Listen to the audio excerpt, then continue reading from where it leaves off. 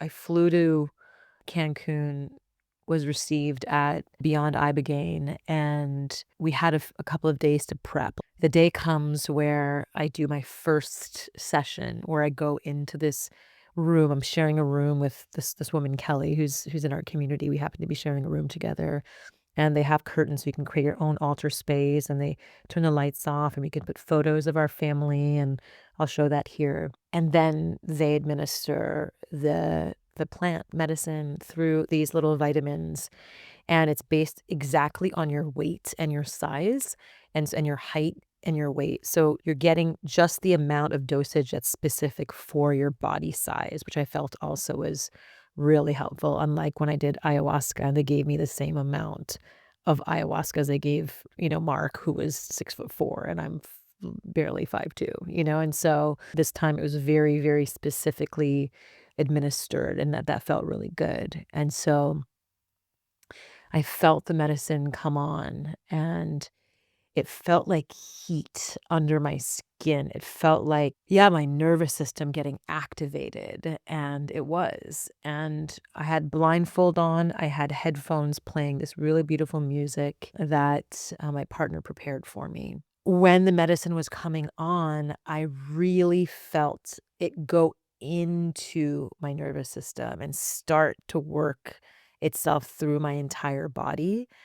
And while it was going through my body, all of a sudden, all of these traumas came up and came up and came up. And I was just like, whoa, trauma from my body, having multiple knee surgeries, having a C-section from birth, having a few years of pretty acute hyperthyroidism, which led to my heart palpitating, like lots and lots and lots of different things. Even if my body had healed, the trauma of those experiences lived in my nervous system. So sometimes when people were like, just place your hand on your body and just feel yourself relax.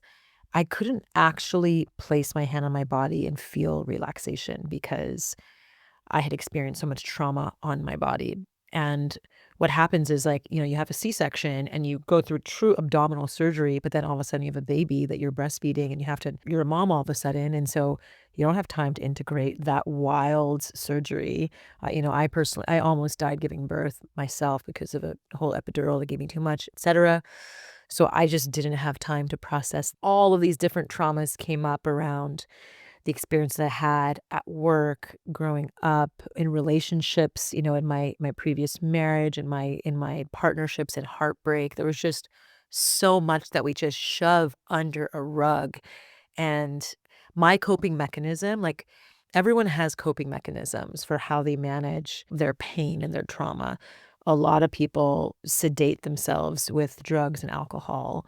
My coping mechanism was control, was, anger, was self-protection through harshness, through getting things done, moving quickly, and not having the space and time to really sit and contemplate and feel, because I was moving so fast, I didn't have time to process, and that was my coping mechanism. Like, so many times during the ceremony, during these experiences, the sentence, "Heal yourself and you heal the world," just kept coming up over and over and over again. Like I said, unlike other plant medicines, this is so different because it literally goes into the nervous system and resets the neural receptors, and it shows you your trauma that can then close them in real time so you can create more capacity in your body.